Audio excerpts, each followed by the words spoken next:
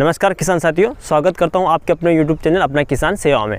किसान साथियों, आज के इस भाग के माध्यम से हम सीखेंगे कि जो अफीम की फसल में लगने वाली विभिन्न बीमारियां होती हैं यानी रोग होते हैं और कीट होते हैं, इनको और इनकी रोकथाम या कहूँ इनको नियंत्रण करने के लिए जो टेक्निकल आते हैं उनके बारे में हम जानेंगे। हम अलग अलग बीमारियों के बारे में अलग अलग एक टेक्निकल की पूरी सूची बनाएंगे। कम से कम उसमें 4-5 टेक्निकल या 5 से और अधिक टेक्निकल के बारे में हम पढ़ेंगे।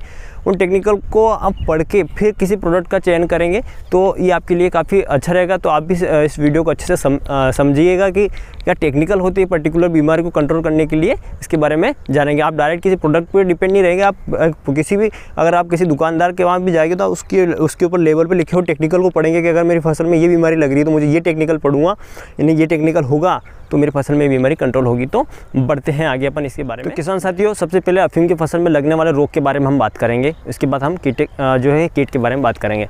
अफीम की फसल में मुख्यतः एक तो सबसे पहले जो बीमारी लगती है शुरुआती अवस्था में डाउनी मिल्ड्यू, जिसे हम काली मस्सी के नाम से जानते हैं। दूसरा रोग आता है तना सड़न जीवाणु रोग, या एक तरह का विल्ट ही है। ये एक बैक्टीरिया जनित विल्ट होता है जिसे हम बैक्टीरियल विल्ट कहते हैं। इसी के साथ ब्लाइट, जिसे झुलसा रोग कहते हैं, ये भी एक इसमें मुख्यतः बीमारी होती है। और जब तापमान धीरे धीरे बढ़ने लग जाता है समय के साथ तो इसमें एक और बीमारी लगती है प्रमुख बीमारी, जिसे हम बोलते हैं सफ़ेद मस्सी या जिसे हम पाउडर मिल्ड्यू भी कहते हैं।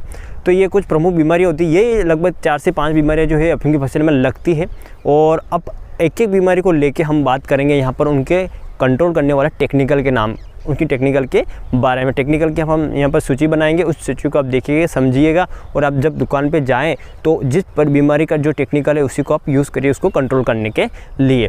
तो सबसे पहले हम बात करेंगे यहाँ पर अफीम की सबसे पहली बीमारी जो लगती है अफीम की फसल में काफ़ी उसको अफेक्ट करती है, वो है डाउनी मिल्ड्यू, जिसे आप काली मस्सी बोलते हैं, खोड़नी रोग भी बोलते हैं आप उसको, इस तरह से धुरिया जाना, ये उनके नाम है अलग अलग लोकल लैंग्वेज में। ठीक है किसान साथियों, तो बात कर लेते हैं डाउनी मिल्ड्यू, जिसे हम काली मस्सी कहते हैं। इसको कंट्रोल करने के लिए आपको मार्केट में कौन कौन से टेक्निकल का यूज़ मिलने वाले जो फंजीसाइड है उसमें कौन से टेक्निकल का यूज़ करना चाहिए। तो सबसे पहले हम बात कर लेते हैं मेटालेक्सिल पल्मेनकोजेब, डाइमेथोर करके आता है।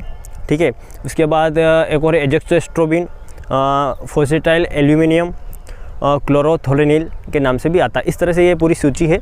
आप इसमें जो भी आपको मेंशन है इनको आप देखिएगा जब भी आप डाउनी मिल्ड्यू को कंट्रोल करने के लिए कोई भी प्रोडक्ट लेते हैं। कुछ प्रोडक्ट के बारे में अभी आपको मैं जानकारी दे देता हूं। अगर आपको डाउनी मिल्ड्यू आपके खेत में है और समस्या आपको देखने को मिली तो उसको कंट्रोल करने के लिए क्या क्या कर सकते हैं। आप रिडोमिल गोल्ड का यूज़ कर सकते हैं, एक्रोबेट का यूज़ कर सकते हैं, आप एमिस्टार के नाम से आता है एमिस्टाटॉप, उसका यूज़ कर सकते हैं। उसी के साथ आप कौन कौन सा यूज़ कर सकते हैं, एलिएट आता है उसका भी यूज़ कर सकते हैं। साथ में आप इन्फिंटो बायर का आता है उसका भी यूज़ कर सकते हैं, प्रोफाइलर बायर का आता है उसका भी यूज़ आप डाउनी मिल्ड्यू को कंट्रोल करने के लिए कर सकते हैं। किसान साथियों, हमने यहाँ बात कर ली है यहाँ पर डाउनी मिल्ड्यू यानी काली मस्सी रोग के बारे में। आगे बढ़ते हैं, यहाँ पर आता है विल्ट रोग। विल्ट 2 तरह का होता है किसान साथियों, एक तो फुजेरियम विल्ट होता है, एक बैक्टीरियल विल्ट होता है। फुजेरियम विल्ट फंगस के थ्रू होता है और जो बैक्टीरियल विल्ट होता है बैक्टीरिया के थ्रू होता है, जिसके लिए हमको एंटीबायोटिक का यूज़ करना होता है। तो ये भी काफ़ी भारी भयंकर समस्या होती है अफीम की फसल में। इस समय में उसमें तना सड़न की समस्या देखने को मिलती है। अब इसको कंट्रोल करने के लिए आपको एंटीबायोटिक का यूज़ करना पड़ेगा और एंटीबायोटिक की सूची मैं आपको देता हूँ इसमें कौन कौन से जो है टेक्निकल आते हैं। तो इसमें जो टेक्निकल आता है इसमें तना सड़न को कंट्रोल करने के लिए उसमें आता है एक तो स्ट्रेप्टोमाइसिन, कासुगामाइसिन, साथ में टेट्रामाइसिन आता है।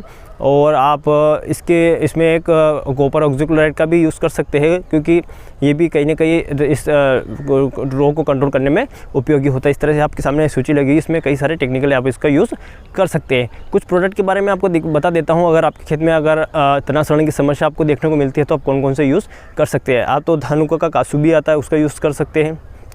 साथ में सबसे फेमस है धनुका का कोनी का, जिसमें कॉपर ऑक्सीक्लोराइड भी होता है और कासुगामाइसिन भी होता है। आप इसका भी यूज़ कर सकते हैं। तो किसान साथियों, हमने यहाँ बात करी तना सड़न जीवाणु रोग की। वीडियो में आगे बढ़ते हैं और यहाँ पे एक और प्रमुख की बीमारी होती है अफीम में, ब्लाइट की समस्या कहीं ना कहीं किसानों को देखने को मिलती है, जिसे आप झुलसा कहते हैं, पत्ती झुलसा रोग होता है। तो इसको कंट्रोल करने के लिए कौन कौन से टेक्निकल का यूज़ करना चाहिए उसके बारे में हम बात करते हैं। तो किसान साथियों, आप देख सकते हैं सूची में कौन कौन से जो है टेक्निकल है वो है। तो उसमें आता है प्रोपिनेव आता है, इसमें भी एजेक्सोस्ट्रोबिन का आप यूज़ कर सकते हैं, डाइमेथोर्प का यूज़ कर सकते हैं। और साथ में कुछ मैं आपको ये बताता हूँ कि प्रोपिनेव हो गए जैसे कि, और साथ में कुछ प्रोडक्ट आपको रिकमेंडेड कर देता हूँ। अगर आपके खेत में झुलसा जैसी बीमारी है तो आप उसका उपयोग उन प्रोडक्ट का उपयोग कर सकते हैं। आप एक्रोबेट पॉलीराम का यूज़ कर सकते हैं आपके खेत में अगर झुलसा रोग देखने को मिलता है तो। अब बात करते हैं किसान साथियों एक और जो अफीम की फसल है, प्रमुख बीमारी जिसे हम बोलते हैं पाउडरी मिल्ड्यू, जिसे हम सफ़ेद मस्सी कहते हैं। और अब ये जो आने वाला समय है उसमें ये बीमारी का प्रकोप आपको खेत में आपको देखने को मिलेगा, क्योंकि जब टेम्परेचर बढ़ता है तब ये बीमारी आपके खेत में प्रभावित होती है। इसका अलग से हम सेपरेट भाग बनाएंगे, उसमें पूरी डिटेल में बात करेंगे। फिर भी कुछ बिंदु पे मतलब इसको अगर आपके फसल में आपको देखने को मिलते हैं इसके लक्षण, तो आप कौन कौन से टेक्निकल हैं जिनका उपयोग इसको कंट्रोल करने के लिए कर सकते हैं, इसके बारे में हम बात करते हैं। तो किसान साथियों इसकी टेक्निकल कुछ इस प्रकार है, जैसे कि सल्फ़र है, ट्यूबियाकोनाजोल है, हेक्साकोनाजोल है। इस तरह से आपको दिख रहे होंगे कई सारे टेक्निकल है जो पाउडरी मिल्ड्यू डिसीज़ को कंट्रोल करने के लिए यूज़ किए जाते हैं। कुछ प्रोडक्ट मैं आपको रिकमेंडेड कर देता हूं ताकि आपके खेत में अगर इस तरह की समस्या देखने को मिले तो आप इसका उपयोग कर सकते हैं। आप नेटियो ले सकते हैं इसको कंट्रोल करने के लिए, बायर का लूना ले सकते हैं इसको कंट्रोल करने के लिए, एमिस्टा टॉप का भी आप इसको उपयोग कर सकते हैं इसको कंट्रोल करने के लिए। आप कंठा जिसमें हेक्साकोनाजोल होता है इसका भी आप कंट्रोल करने में यूज़ कर सकते हैं। तो किसान साथियों अफीम की फसल में जो मुख्य बीमारियां होती है लगभग उनके बारे में हमने बात करी।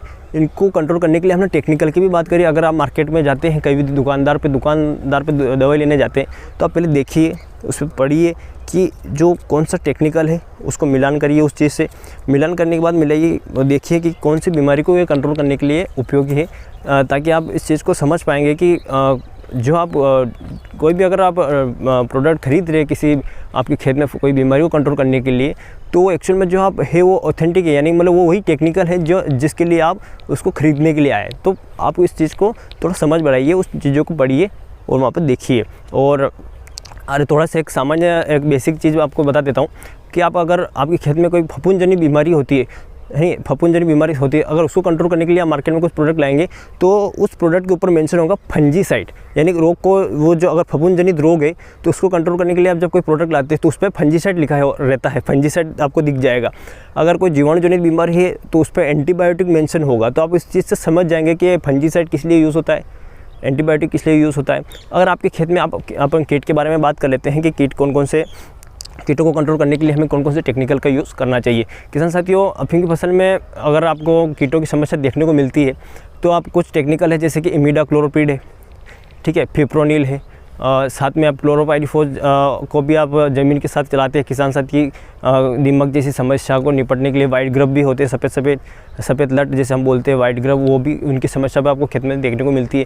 तो इस तरह से इमिडाक्लोरो हो गया, थाइमेथोक्सोन हो गया, ठीक है, फिप्रोनिल हो गया, इसको आप कीटों को कंट्रोल करने के लिए कर सकते हैं। आपके खेत में अगर अफीम की फसल में अगर खेत के अंदर यानी जड़ों में अगर कीड़े लगे हुए हैं तो आप क्या कर सकते हैं, क्लोरोफाइरिफॉस को पानी के साथ चलाइए, या फिर आता है बायर का लिसेंटा, उसको भी आप क्या है पानी के साथ चलाइए। उसमें क्या होता है, बायर का जो लिसेंटा उसमें फिप्रोनिल साथ में इमिडाक्लोरोपिड पाया जाता है, तो काफ़ी अच्छे तरीके से आपके खेत के अंदर लगने वाले इंसेक्ट को कंट्रोल कर सकते हैं।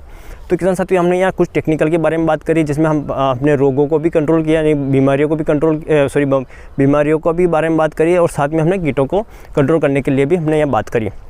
तो आपको इन चीज़ों को बिल्कुल ध्यान रखना है कि जब भी आप मार्केट में जा रहे हैं तो आप जो भी खरीद रहे हैं एक्चुअल में उस चीज़ वो मतलब जो आप खरीद रहे हैं उसके बारे में आपको जानकारी होना चाहिए, तभी आपको एक होता ना एक सेटिस्फेक्शन मिलता है कि यार मैंने ये चीज़ डाली है, अब मुझे पता ही नहीं, मैंने कुछ भी चीज़ ला के डाल दी, मुझे पता ही नहीं क्या उससे हो क्या रहा है।